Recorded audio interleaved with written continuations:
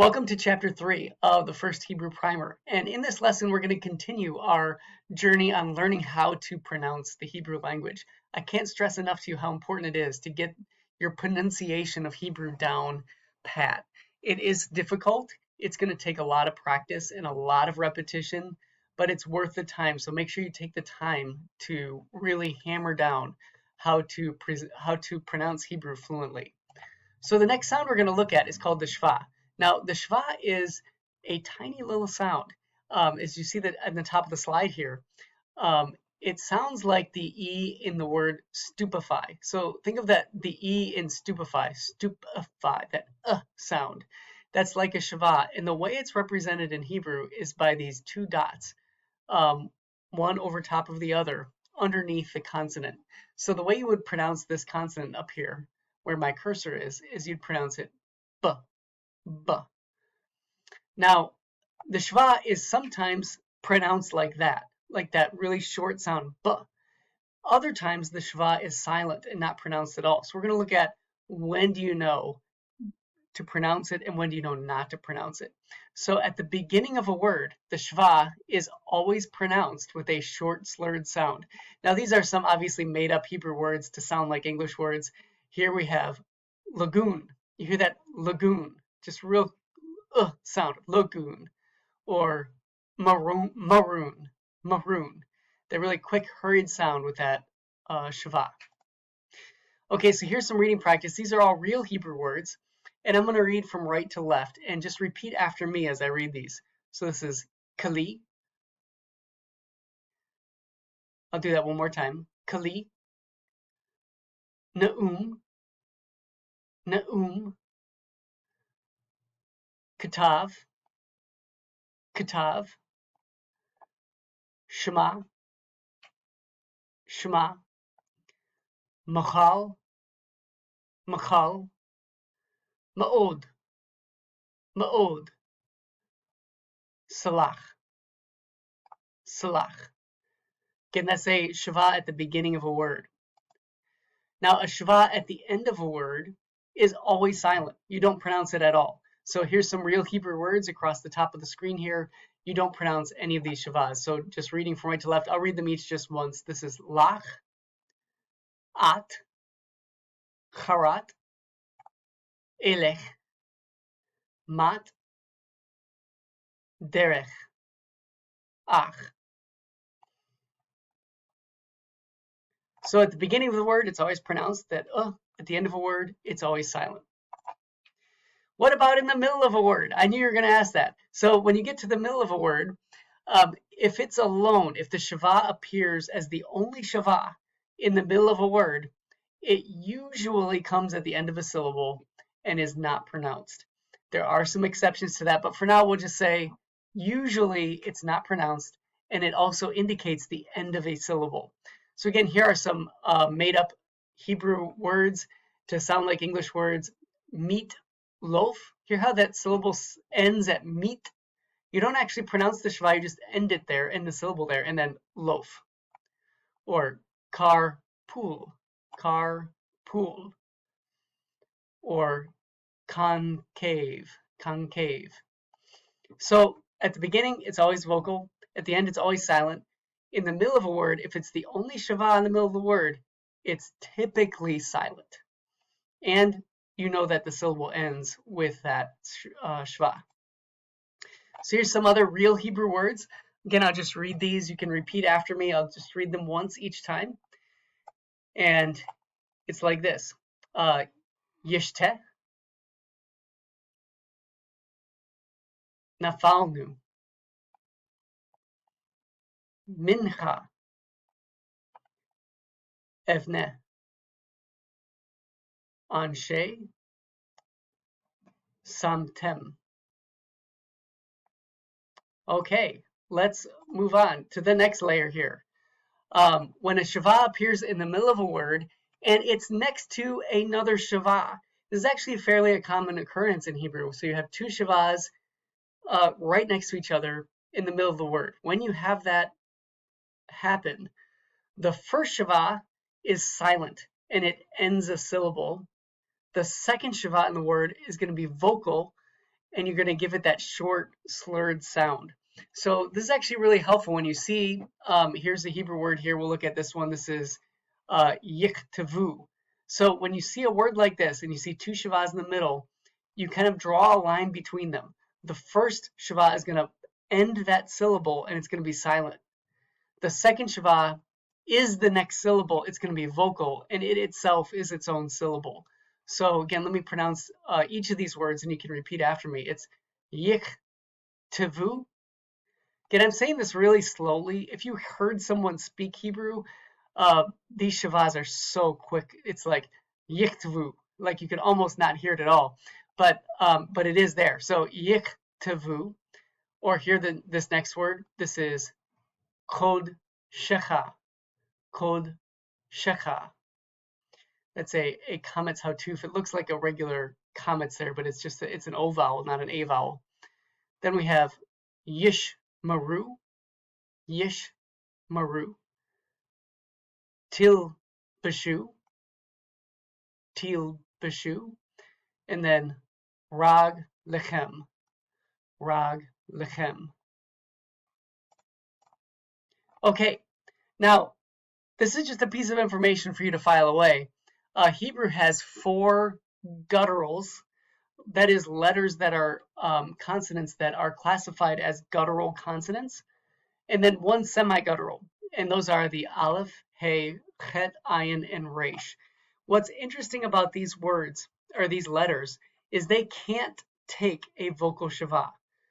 And so what Hebrew does typically is give it what's called a combination vowel. So when you have one of these guttural letters, what you need to do is not what you need to do, but just recognize that in the places where you would normally see a vocal shava, you're going to get a shava combined with another vowel.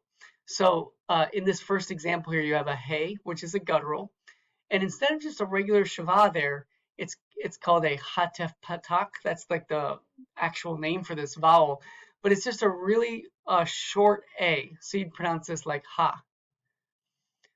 It's pronounced just like the vowel that you should recognize there as a short a vowel. Or down here we have a chet, and underneath it you see there's the shava and then the e vowel or the segol. So that's pronounced just like a as in bed, chet. And then here we have a shava underneath an ayin with this is called a hatef kametz, and it's pronounced as an O as in low. So this is an O sound. So again, when the shava appears next to that vowel, it sounds just like the vowel, but it's a bit hurried. And that occurs especially with these guttural letters because, again, gutturals cannot take a vocal shava. So let's just read some of these combination vowels. I'll read it. You can repeat after me from the top right. This is ani. And then we have ase, ase. Chazak, hadas, onia, Naomi. You might recognize that, right, as the name, Naomi. Down here to the bottom right, Adon, Emet, and Oni. Okay, let's talk about syllables. The way to read Hebrew letters is to be able to break not Hebrew letters, the way to read Hebrew words is to be able to break the word up into syllables so you know how to pronounce it. So here's some rules related to Hebrew syllables. A syllable always begins with a consonant. Now that's different than English. We have syllables that begin with vowels. Hebrew does not. It always begins with a consonant. And yes, the silent consonants, aleph and ayin, are considered consonants. A syllable consists either of, there's 2 types of syllables, what I often call an open syllable, that is a consonant plus a vowel underneath it. So here this combination will be sha. Or you can have a closed syllable, which is a consonant, vowel, consonant. And here's an example, tish. So those are the two types of syllables. They always begin with a consonant, and it's either just a consonant and a vowel or a consonant, vowel, consonant. It's often easier to read Hebrew words that have many letters when they're broken down into syllables. And this is just some good practice here. So what we have, let's start at the upper right. You have tamid, and you have two syllables there, ta and mid, ta, mid. This next word, alim, you have two syllables there, a and lim. Upper left here, you have haaretz. You break that up into three syllables, ha, retz, haaretz. And then this bottom one here, bottom left, you also have three syllables, show, merit, show, merit. So here's some rules about syllables in the Sheva. In most cases, the silent Sheva indicates the end of a syllable. So you always know you can end a syllable with the silent Sheva. There's several examples there. Yitz, chak. See how the yitz ends a syllable. Mish, pat. Yis, ra'el. Now, when the Sheva appears at the beginning of a word, it's a syllable all by itself. So here, in going to the far right, Gdolah. This would be pronounced all together, Gdolah. But you can hear that that's its own syllable, G. Or lahadlik, lahadlik, L. Or baveti, B. You have a Sheva there. Now, when two Shevas appear in a row, the second syllable, the second Sheva is a syllable by itself and not silent. The first one will end a syllable. This is what I just talked about earlier. And you can take a look at the examples there. Okay, what about accent? How should you accent a Hebrew word? Now, Hebrew words are normally pronounced with the accent on the final syllable. And when that's the case, the accent's typically not marked. Now, if the accent is not on the last syllable, in the textbook at least, they're going to show an accent mark over the syllable in the vocabulary. And when you look at the text of the Hebrew Bible, it will have accent marks on pretty much every word, showing you where the accent is stressed. So typically, again, it's on the last syllable. So think about as you're practicing your pronunciation of words, put that accent, a little more emphasis on the final syllable, unless indicated otherwise by an accent mark. So let's go to the examples here. On the bottom right, we have Avraham. So that'll be accented on the final syllable. Avraham, Avraham. Or Yaakov, Yaakov. Okay, it's going to be on the last syllable there. Or bottom right, this would be Adaber, Adaber. Or Mashlichem, Mashlichem. Now, other words are going to have, see this little caret above the syllable? That tells you that that is the accented syllable, not the last syllable. So this would be Va'anachnu, Va'anachnu, or Yerushalayim.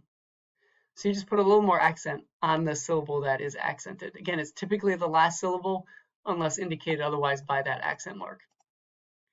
Now, there are also some odd vowels. This is kind of like the odds and ends section of this lesson.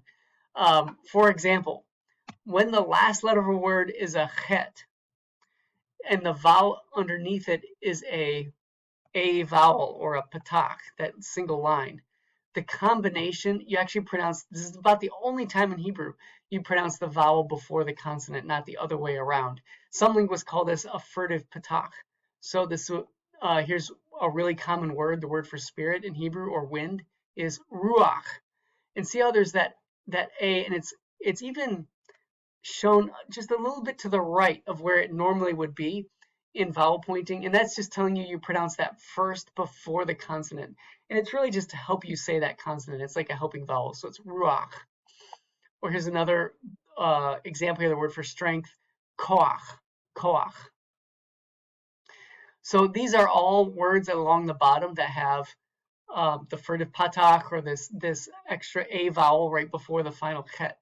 So I'll just read them real quickly. We have Noach, Shabeach, Sameach, Mashiach, Shaliach, Soleach. Okay, here is another odd vowel rule. When the A vowel that's a single line, or the patach, when that vowel is followed by the a yod, that combination together is pronounced I, as in aisle. So I'll just read these, beginning in the upper right here. It's alai, or banai, avotai, dai, enai, or chai. Okay, another similar kind of issue is with the combination of a holem vav, or the o vowel over the vav. When that is followed by the letter yod, it's pronounced oi, as in boil. So looking at these words up here, we have goy, goyim, hoy, oyev, oyeve, and avoy. All right, the dagesh. The dagesh is another new word for us, right? What's a dagesh? The dagesh is a dot that's put in the very center of a letter.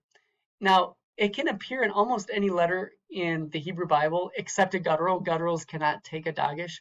All the other letters can. And in the case when the dagesh is there, it should be thought of as part of the spelling of the word. And there are definitely rules concerning the uses of every dagesh, but here I want to focus just on one aspect of it. So there are particular letters that have a unique relationship with the dagesh, and we call them the Begad Kafat letters. And we get that name Begad Kafet by it's just kind of an alliteration of the actual letters. So the Beit, Gimel, Dalet, Kaf, Pe, Tav. And you can kind of hear that Beged Kafet, Beged Kafet. Those are the letters that are affected by this. So there are these letters, when they take a dagesh, or the dot in the middle of them, some of them actually change their pronunciation. And in modern Israeli pronunciation, really only 3 of them change how they're pronounced: the beit, the kaf, and the pei. So here's an example. At the beginning of a word, a Begad Kafet letter usually takes a dagesh. And when that's the case, like the beit letter is actually pronounced like a real B. So this would be bayit. The Gimel does not change its pronunciation at all. It's just Gadol. The Dalet is a hard D when it has the dot or the dagesh, David. The Kaf is pronounced like a regular K. We have Katav. The Pei is pronounced like a P, Puri, when it has the dagesh. And Torah, the Tav, is pronounced like a T. Now, at the end of a word, a Begad Kafat letter usually does not take a dagesh. And here it has the open pronunciation. So the beit without the dot is like a V sound. So this is Av. Again, the Gimel doesn't really change. So we have Hag. The Dalet is a little bit more of an open sound. So it would be like Beged. The Kaf is also a little bit more of a Chet type of sound without the dagesh. So this would be Melech.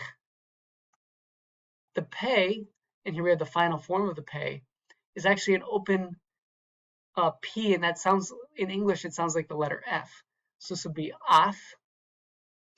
And then the Tav is just like a regular T, so Emet. And that is chapter 3.